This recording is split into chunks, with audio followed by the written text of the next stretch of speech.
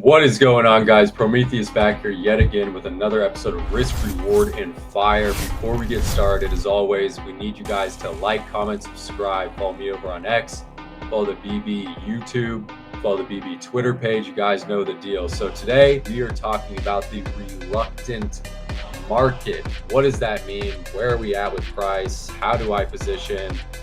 What should I be bidding? What should I not be bidding? You guys are going to kind of get the full rundown here today. I believe last week we talked about, in regards to Bitcoin, you'd have to hold, and I remember now, is the title was No More Sweeps of the Lows. I'd mentioned that, with what we were seeing shaping up into, obviously, the weekend, we had a fantastic close last Sunday. And the reason why I said no more sweeps of the lows is you should not be coming back down to 107. If you're coming back down to 107, it means a further cascade into our order block here that we have marked out. We are now within said order block and demand region. Okay, where do we go from now? We've broken a bit of structure, guys. It's got to be said. And the market as of right now, the reason why I say the market is reluctant is because a lot of people, in my opinion, are kind of moving the goalpost in regards to where we're currently at, not only maybe from a cyclical perspective, from potentially their positioning perspective, from an emotional perspective. And a lot of people, I think, are in, for whatever reason, what I believe is probably due to cognitive dissonance, is they are, really reluctant here to kind of understand the implications of where we're at from a price perspective and from a structural perspective. Like I said, you lost 107. And over the last 4 weeks, I'd really been talking about the fact that this region has got to hold. And it's a significant structural low, not only for Bitcoin, but the implications that it has for the rest of the market. If we look at RSI is clearly inverting to the downside in a big way. And on a higher time frame, Bitcoin has been very regressive in nature, meaning that your pumps and your highs, they become, less and less and less of a measured move, right? Our ETF pump was 175%, then from the inauguration to the highs, you got 60%. And then, the April lows, even if we're counting those, you got another 65%. But if you really want to count kind of where the real pump started, you got another 30%, right? And so we've seen diminishing returns over the majority of this cycle. And from a reactionary standpoint, for me, it's clear that we've become regressive in nature. Now, like I said, Bitcoin is sitting within a key order block. There's no doubt about it. You are in structural demand, and arguably the last significant demand period or demand level before you really potentially prospecting, potentially coming back down into 74. If we look at this region as a whole that I have marked out here between 98 and 74, there's not a significant amount of structural support. Now, FEG traders may tell you that, okay, you have an FEG in here. That means, that's your buy region. Once you fill that FEG, you're going to be seeing some buying. Could 88K be, the next significant low? Yes. It could be. We'll see how structure forms around those levels. But as of right now, it's really a market that's been dominated by sellers. If we look at the 4 hour, just, from a Bitcoin perspective, and we look at how prices really shaped up ever since 115. There's really not been that many significant bounces along the way. And people are really eager here to be jumping in front of, arguably, in my opinion, and not even my opinion, just from a structural perspective, it's a falling knife. Now, like I said, we're in demand here, locally speaking. And if you get some form of confirmation that there is lows forming here, i.e. some divergences forming, i.e., accumulation, whatever that may be, could we see a pop here? Yes, we could see a pop here. I've been, letting the Discord know that, even if potentially into 110 may make sense, but are we going to be really moving up into 110 by the end of this weekly close? It's really hard to argue. And to seeing that happen from an organic price action perspective if we don't see intervention in a big way. I look at ETH on the weekly as well, and ETH is just unfortunately been a complete laggard within the market, or I should say an outperformer to the downside. Weekly RSI is just now shaping up, curling over in confluence with the distribution that we've kind of been talking about on these highs.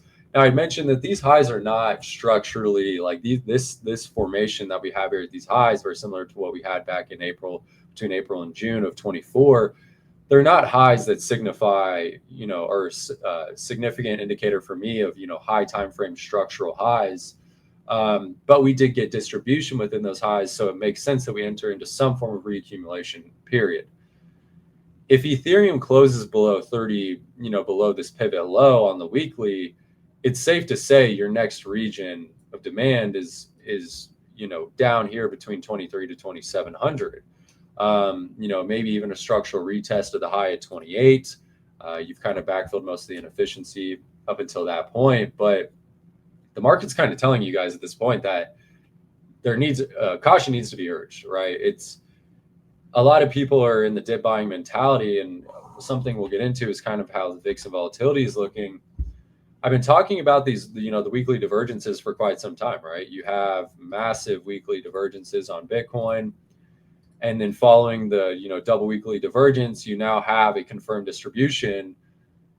It makes me believe that, arguably we're potentially, we are entering into a bear market. Like the opportunity for bulls to save it was at 107. And I told everybody until, we've proven otherwise that 107 is lost. We remained in a structural uptrend, but we lost the low, guys. It is what it is. I look at stablecoin dominance. Let's jump on over to our alpha chart.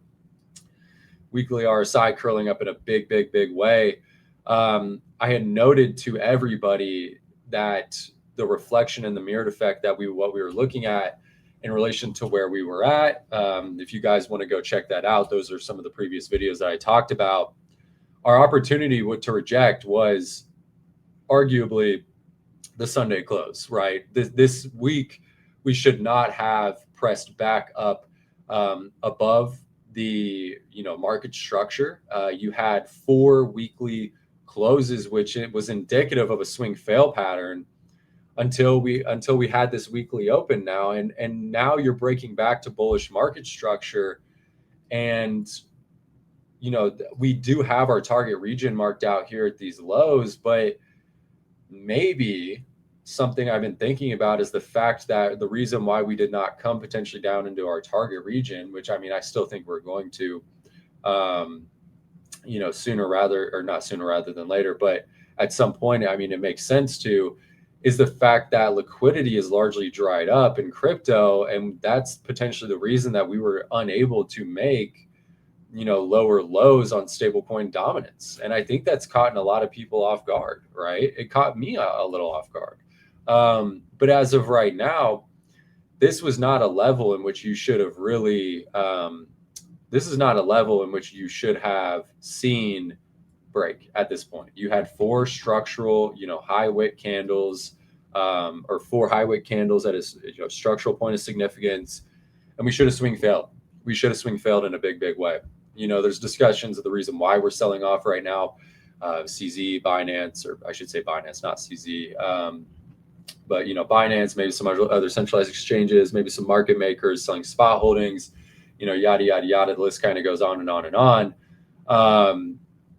But there's some key levels that you really had to hold, right? It just is what it is. If we look at BNB, for instance, this looks like it's rolling over in a big way and had arguably, this is a massive blow off move in my opinion, right? You had a weekly bearish engulfing candle and structure. There's no structure from where we're currently at until really 6. Yes, you have some at 750, and then below that it's 600, and then you have your high time frame demand region. And a blow off in this manner, it makes sense in my opinion. Probably the majority of this move is retrace. I'd be eyeing 600. I don't think 750 is necessarily going to be as significant, just based off of what I'm seeing in the chart. Solana too is another monster, right? Solana is just unfortunately, been a huge dog in the market. And again, looking at RSI, looks tough. We had distribution at 250. We called that in the I called that in the Discord. Alongside the Sol digital asset treasury froth, and we're just seeing, unfortunately, the kind of the culmination, in my opinion, of really just very thin liquidity within the market. And as of right now, I really believe that Bitcoin and Ethereum, and just the broader crypto sector as a whole, is probably going to have to enter into a broader reaccumulation after what I'm seeing, after what we're seeing on the charts with liquidity being very thin, and liquidity flooding into the market is not something that happens overnight, mind you.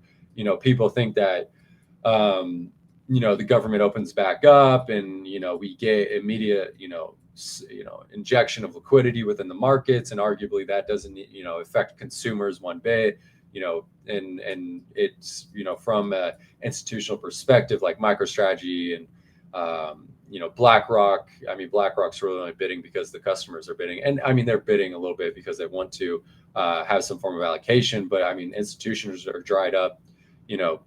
Digital asset treasuries. There's just been a real waning of liquidity within the market, and to me that screams that you need some form of pullback here. I don't think that this is really based off of what we're seeing, a region in which buyers are going to step in a meaningful way within this chart, and something that, in a region in which, in my opinion, is just not like I said, you can see some lower time frame bounces out of, but it's just not a region, in my opinion, of significance. I mean, we're down 20% off the highs, guys. Like, historically speaking, Bitcoin bottoms out 70% off the highs. So, if we look back to what we did from the highs in Jan all the way to the lows in